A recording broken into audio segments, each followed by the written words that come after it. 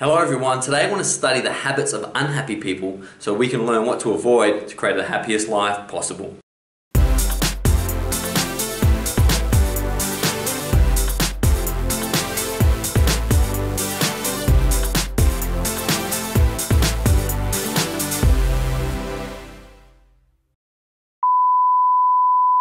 Hello everyone, on your 1 year challenge we talk about happiness in life because that's the purpose of life, to be happy. When you're happy you do great things, you serve great people, you're compassionate, you're kind and you're loving. That's why we want to be happy. You look after yourself, you exercise, all the great juice comes from being happy. People who make other people happy are always amazing. So as always, I'm going to begin with a quote on the subject, and that quote is, "Very little is required to make a happy life. It is all within yourself in your way of thinking." Marcus Aurelius. So Marcus Aurelius, why should we listen to this bloke? Wasn't he, a 2,000-year-old Roman emperor? Well, the reason we should listen to this bloke is that he rejected the emperor's lifestyle of being fed grapes by prostitutes and living this torturous lifestyle, to live in a tent on campaign for most of his life, because he was happy. It was nice they made a gold statue of him, but that didn't make him any more happy of being happier. Driving a Mercedes and going on a road trip with your friends doesn't make you happier than driving a beat up Mazda 323 going, happiness is happiness, it doesn't get better. You can't gild happiness. Happiness is happiness. You don't need extra accessories on happiness. It's our world of like add-ons and upgrades and accessories that we, from the material world and the capitalist world, we think, you get a car but you want this seat and you want leather trim and you want to make it better. Happiness doesn't get better. Happiness is happiness. So one of the most compelling, things about happiness I've ever learned was from the great Tony Robbins, where he asks people in a room to stand up and he says, "Be depressed. I want you to act depressed." So what do you see? You start seeing people saying hunch over, they're looking at their shoes, they crouch, they frown, they're sort of, expressionless. And then he goes, "Okay, be happy." And then everyone goes, and he said, "I didn't say smile." And what he had noticed was people had to put themselves in a certain physiology to be sad, and to break out of that physiology they had to do it the other way. What's interesting is he didn't say to people, "I want you to bend over, frown." People did it anyway. So there are ways that we take our physiology in the pathway of happiness and unhappiness, and we're going to study those today. So my personal story was that I didn't realise happiness was default.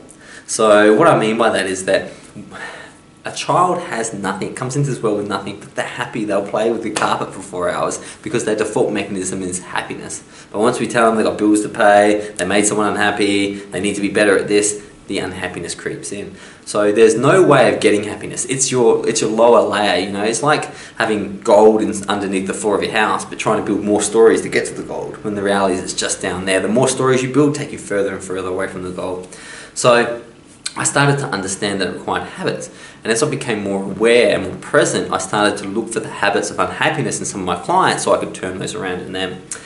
So what was the key, the number one? Well, all of my clients were unhappy, lacked presence power. They were looking for happiness in their head. They were remembering when they thought they were happy and they were thinking what else would make them happy. It was a key trait. They were all unhappy because happiness is always immediately and directly experienced in the present moment. Number two, aiming for perfection. You're already perfect, so once again you're trying to attain something you already have, which will make it an impossible journey, building those extra floors when you should just be digging to get the gold. Perfection, you're already perfect, so stop looking for it. Things will go wrong, things will go right, let's deal with it when it happens. Three, living in a sea of negative voices. Listen, the politicians are negative, the news media is negative. You don't need to then bring negative people into your life. At least create some balance and get rid of those negative voices in your life. You just don't need them. And guess what? If they need new negative people to talk to, I'm sure no negative person likes talking to a positive person, so you'd let them free. Getting stuck comparing your life. Now, I'm not talking about external comparisons, I'm talking about your life agenda. So yes, I mean, when someone gets a car on Facebook, that's great. You shouldn't be comparing your car to their car. I mean, what is your story you tell yourself? So many women go, by the time I was 30, I thought I would have a long-term relationship and 2 kids, and what's happened to me? It's like, nothing. Life's happened to you. You had an expectation. The expectation doesn't necessarily have to come real. When I was younger, I thought I'd be Secretary General of the United Nations. that didn't mean it was going to happen. It was just a thought that went through my head that I decided to latch onto because I thought it sounded cool. Whatever happens to you is perfect. You always get what you need, not always what you want, and you have everything you need right now. So this story of you being a certain thing by a certain age, drop it. It's creating unhappiness. And if you told yourself when you came up with that thought that it would make you unhappy, you drop the thought immediately. Focusing on the negative details in life. You know, when you look at a sound wave, it's a frequency, so it goes up and down. Now, the only way you can create music is through frequency.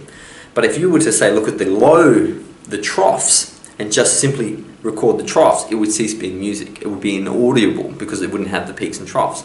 But we do that in life. We just look at the negatives, not realizing that every negative has an up and down phase. Night is followed surely by day. But because negative consequences in our amygdala, our lower reptilian brain, were so important to our survival, you know, my example I normally give is it's better to remember the color of a poisonous snake than the color of a pretty flower that smells nice, because the poisonous snake can kill you, whereas the flower is not going to, you know, create bad, you know, challenges to you giving your offspring, you know, living on and having offspring. The other way that unhappy people continually manifest unhappiness is living life because you believe the world revolves around you. You think that things happen to you. You think that all the things, you know, when there's an oil crisis and oil prices go up, it's happened to you. It hasn't happened to you. And if you don't believe me that you think you're the center of the world, next time that you got the car and, you know, it starts backing up and you hear the horns and you're late for work and you go, damn this traffic, you're the center of the universe. You are the traffic. To the bloke behind you, you're the problem. To the other people around you, you're the traffic. You are the traffic. Yet you're blaming the traffic for being a problem. That's how much we see ourselves as the center of the world. We are part of they now call it the macroorganism, the entire living universe with cells and planets that create life. We're changing the definition of life. You're bigger than your body. So don't keep focusing about the little things that happen to you. There's a lot of stuff going on. And finally, overcomplicating life. You don't need to be famous, you don't need to be amazing, you just need to be happy and you will contribute to the universe. Don't overcomplicate it by setting yourself impossible goals, missions and trying to make everyone else happy. That is what I've seen has made many, many people unhappy.